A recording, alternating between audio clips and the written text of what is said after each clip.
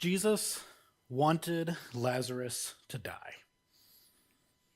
You know, it sounds like such a weird thing to think about, but it's actually really clear that this is the case. For the sake of brevity, I'll summarize the story of John 11, which is Lazarus. Lazarus was really sick, and Mary and Martha, his sisters, came. They found Jesus. They said, "Hey, my brother's sick. We need you to come and heal him." Then in a panic, Jesus bolted out the door really quick. That's actually not what happened. In fact, in verse 6, it tells us that Jesus decided to stay 2 extra days where they were before he did anything. And lo and behold, Lazarus died. And we even have this really funny moment in verses 11 to 14 between Jesus and his disciples. It says, "After these things, he said to them, 'Our friend Lazarus has fallen asleep, but I will go now to awaken him.' The disciples said to him, 'Lord, if he has fallen asleep, he'll recover.' Now, Jesus had spoken of his death, but they thought that he meant that he was taking rest and sleep. And then Jesus told them plainly, 'Lazarus has died.'" I can just imagine in this moment, Jesus like rolling his eyes and being like, "No, Lazarus is dead. We're trying to get that." So then, after a few days, they make it to Lazarus' location. They find that he's been in the tomb for 4 whole days.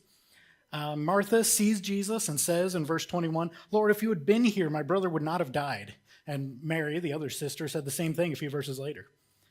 And it's actually in response to seeing the tomb of Lazarus that we get the shortest verse in the Bible, Jesus wept, which is John 11:35. And also in the King James Version, this is just a random funny thing I found. In verse 39, Martha says, "He stinketh," talking about Lazarus, which is pretty great. Now finally, they roll away the tomb, the big stone that's covering the tomb, and Jesus cries out, "Lazarus, come out!" And then Lazarus wakes up, he comes out of the tomb all covered in linen and cloth, and Jesus says, "Unbind him and let him go." Now, for those familiar with this story, you might have noticed I left a few key verses out. Don't worry, I'm not a heretic, I'm just pretending to be one for right now. Now, there are several key moments in this passage that really tell us Jesus' intentions for what's going on. First of all, let's get the obvious one out of the way. Jesus didn't need to be physically present to heal Lazarus. He could have done it at a distance. At a snap of his fingers could have been healed. We have 7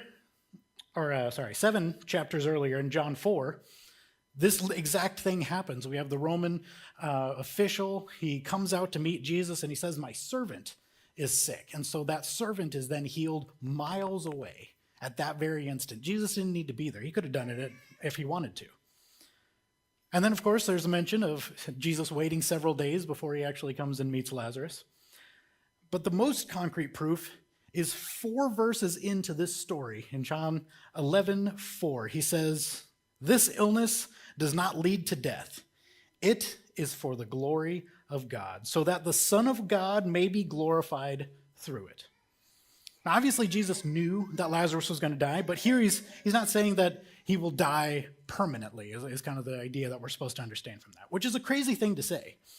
But then, what's even the most interesting is that Jesus says he wants Lazarus to die for God's glory, and that it would glorify Jesus. It's a bold claim to make that it would be better for Lazarus to die, but this is truly the case, isn't it?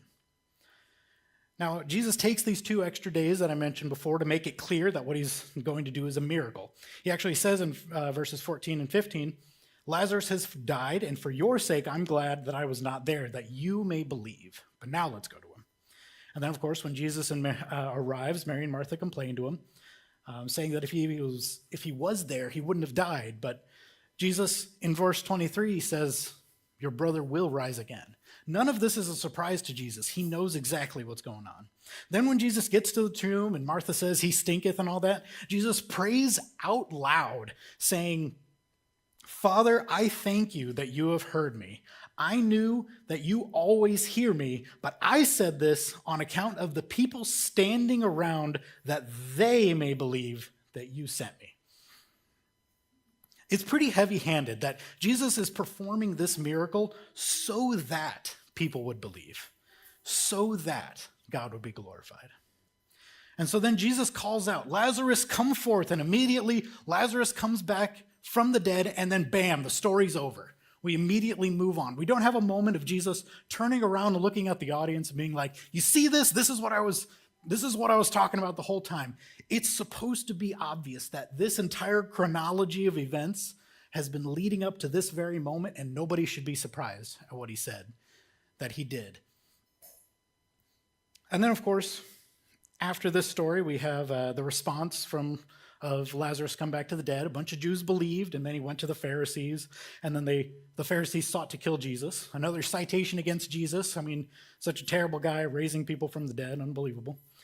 But the irony here is this time of them going to talk to the Pharisees is part of the reason that the Pharisees wanted to kill Jesus. And what do you know? Jesus' death would be the thing that brought God the most glory.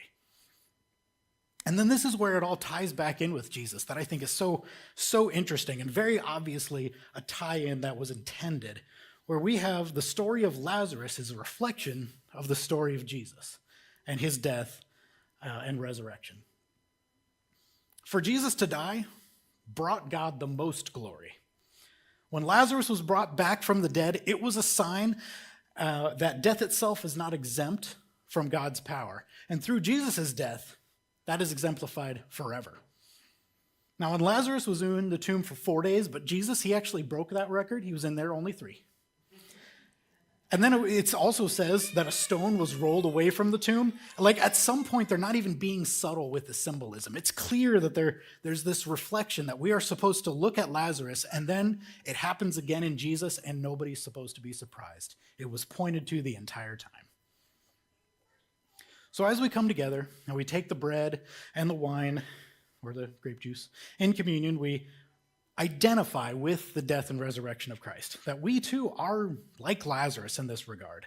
Our pain, our suffering, our sicknesses, our turmoil, our persecution, whatever it may be, all of the bad things that happen to us, we should count it all joy, James says. Because God is ultimately using it for his glory. In fact, I might even take it a step further and say, if you are not experiencing some type of pain, some type of persecution, some type of turmoil, you might need to reevaluate, because God doesn't call us to be comfortable. He calls us to glorify him.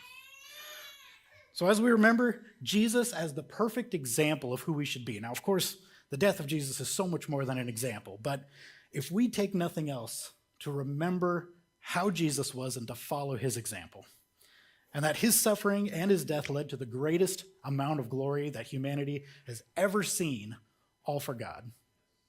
And so when we suffer and we die, my only hope is, will God be glorified through us?